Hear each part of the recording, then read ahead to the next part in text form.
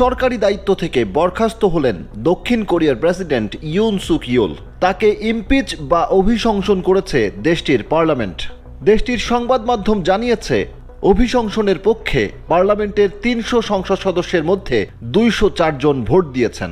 অর্থাৎ প্রেসিডেন্ট ইউনের নিজের দলেরই অন্তত ১২ জন এমপি অবস্থান নিয়েছে তার বিপক্ষে। অভিশংসনের ভোটের আগেই হাজার হাজার মানুষ দক্ষিণ কোরিয়ার পার্লামেন্টের সামনে জড়ো হন।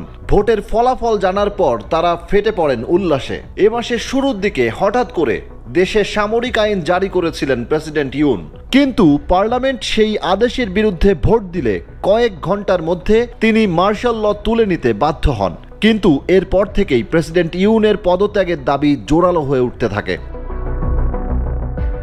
অভিশংসিত হওয়ায় সাময়িক স্থগিত থাকবে তার সব ক্ষমতা। অস্থায়ী প্রেসিডেন্ট হিসেবে দায়িত্ব পালন করবেন দেশটির প্রধানমন্ত্রী হান ডাক সো। এদিকে এরই মধ্যে প্রেসিডেন্ট ইউন ও তার সহযোগীদের বিরুদ্ধে রাষ্ট্রদ্রোহের মতো অভিযোগের তদন্ত শুরু হয়েছে। দক্ষিণ কোরিয়ার নিয়ম অনুযায়ী প্রেসিডেন্টকে পুরোপুরি ক্ষমতাচ্যুত করা হবে কিনা তার চূড়ান্ত সিদ্ধান্ত নেবে দেশটির সাংবিধানিক আদালত। পার্লামেন্টে অভিশংসনের ৬ মাসের মধ্যেই চূড়ান্ত সিদ্ধান্ত জানাবে আদালত। সাংবিধানিক আদালত যদি অভিশংসনের সিদ্ধান্ত বহাল রাখে, তাহলে সেই রায় দেওয়ার পর থেকে পরবর্তী ৬০ দিনের মধ্যে দক্ষিণ কোরিয়ার প্রেসিডেন্ট নির্বাচন অনুষ্ঠিত হবে।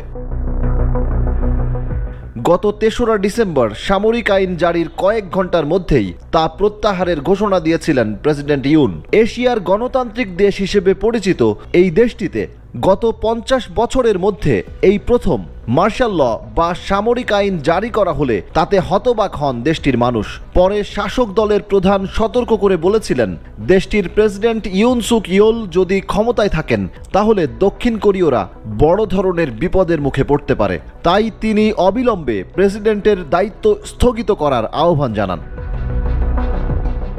পিপলস পাওয়ার পার্টির নেতা হান দুং হুন দলের এক জরুরি বৈঠকে বলেন, তার দল বিশ্বাসযোগ্য প্রমাণ পেয়েছে যে সামরিক আইন জারি করার সময় প্রেসিডেন্ট ইউন গুরুত্বপূর্ণ রাজনীতিবিদদের রাষ্ট্রদ্রোহিতার অভিযোগে গ্রেপ্তারের নির্দেশ দিয়েছিলেন।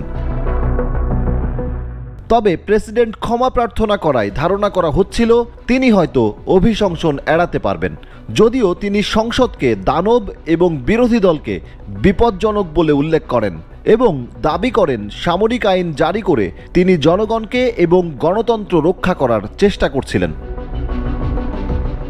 কট্টরপন্থী রক্ষণশীল প্রেসিডেন্ট ইউন ২০০২ সালের মে মাসে দায়িত্ব নিয়েছিলেন, কিন্তু পরে সাধারণ নির্বাচনে জয়ী হয় বিরোধীরা। ফলে তার সরকার নিজেদের প্রত্যাশা মতো কোনো বিল পাশ করাতে পারছিল না সংসদে। প্রেসিডেন্টের এই অভিশংসনের ঘটনায় এক গভীর সংকটের মুখে দক্ষিণ কোরিয়া।